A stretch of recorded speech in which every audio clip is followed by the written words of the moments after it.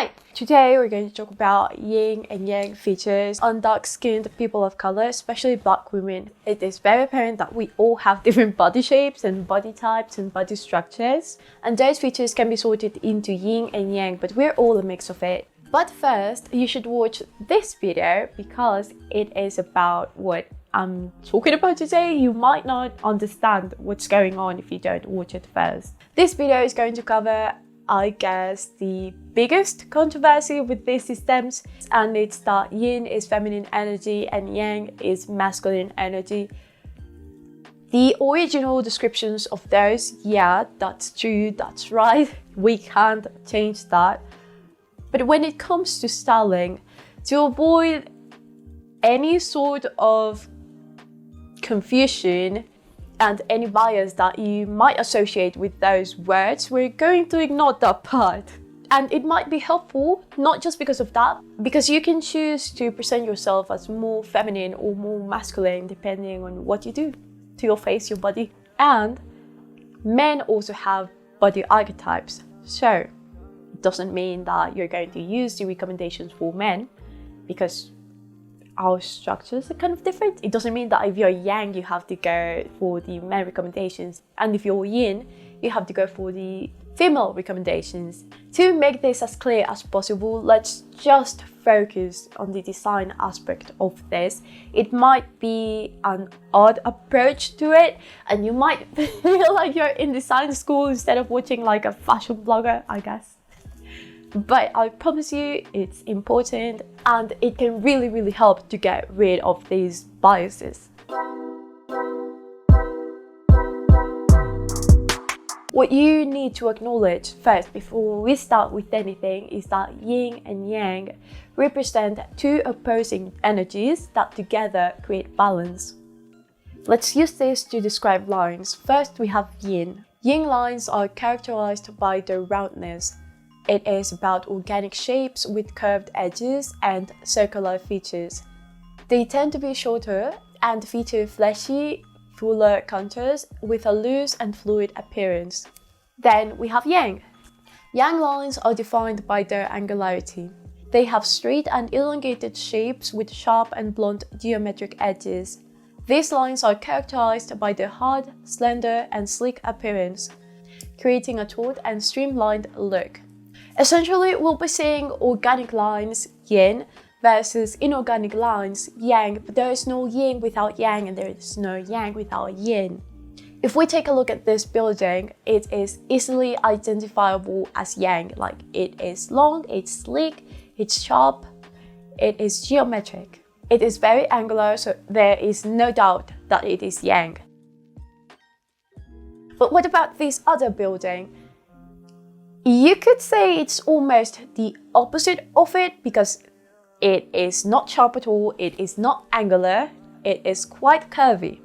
This building was designed with organic lines, but even if it was constructed with organic lines, it doesn't look that yin, does it? And that's because even if it's curvier, it's still very sleek, very streamlined, and it's not soft.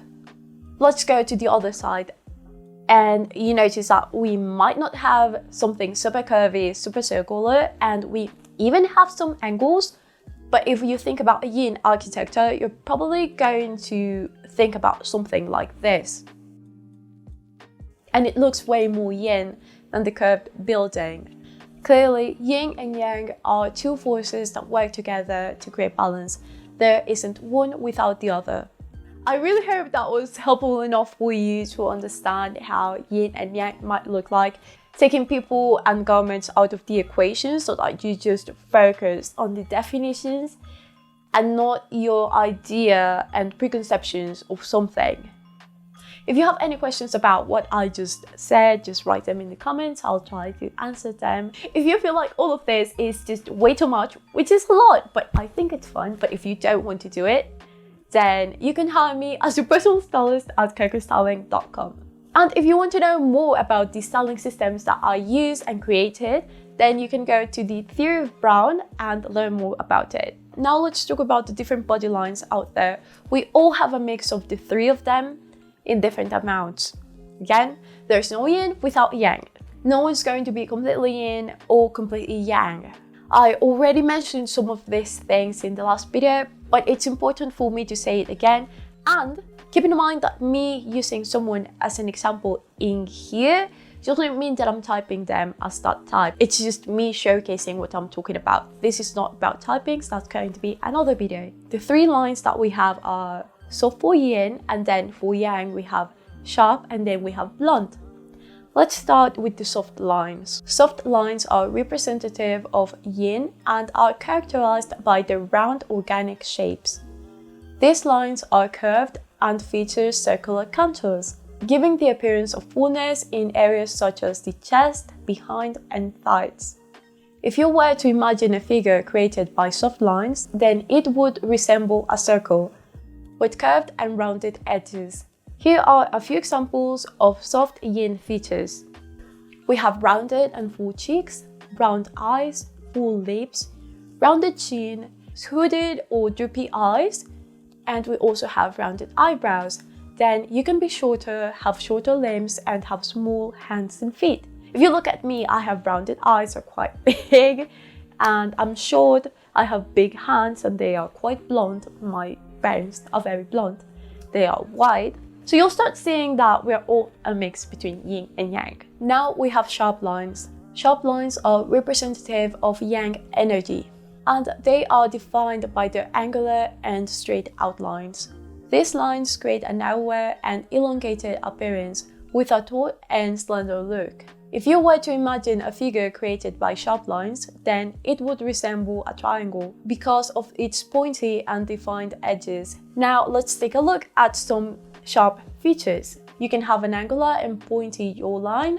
You can have a pointy chin, straight eyebrows, high undefined cheekbones, have almond eyes, thinner lips, being taller, having long limbs, having long hands and feet, being very narrow, and having a small chest, behind, and narrow hips. For the last mood board of this section, we have the other type of yang features, blunt lines. You'll find some similarities between the sharp features and the blunt features because both of them are yang. It's just that one is narrow and pointy yang, and the other one is wide and blunt yang. But then you see other features such as having big hands and feet, having a wider frame, having broad shoulders, and having a straight waist. Now we have the archetype families. Of course, we'll be talking about yin and yang styling, but I'm not going to go in depth today. We're going to do that later, so do subscribe so that you can see it and not miss it.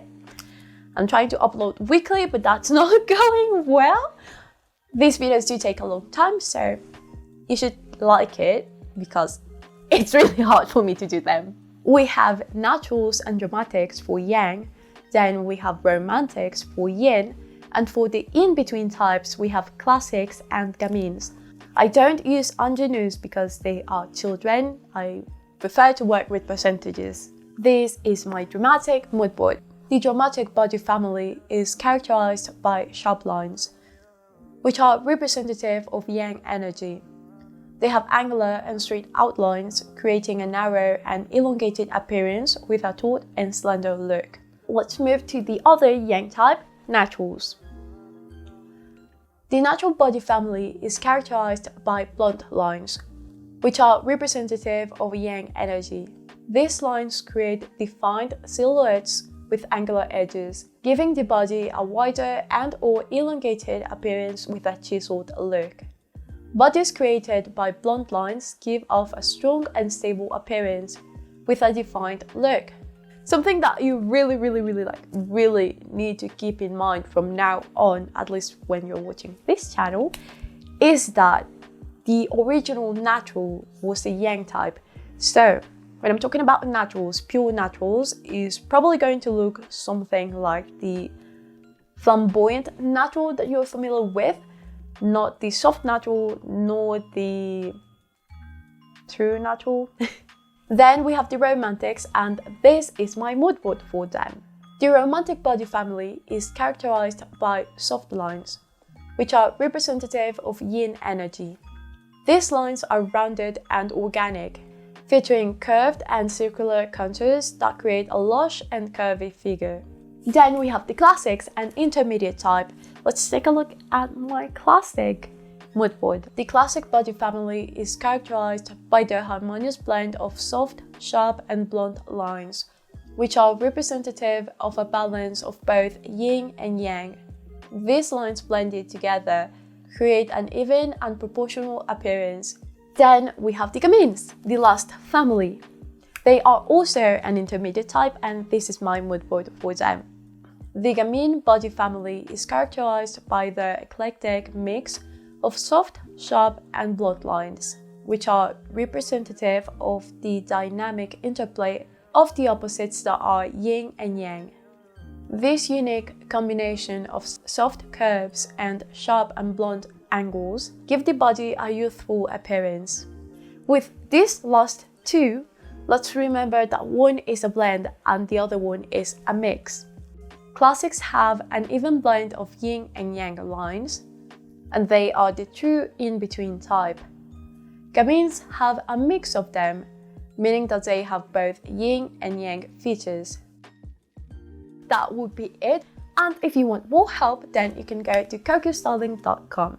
Just remember that if you want to know more about the things I talk about in this YouTube channel and the way that I style people, you can go to The Theory of Brown by Coco Styling. But if you don't want to wait and just want more information right now, then you should watch this playlist.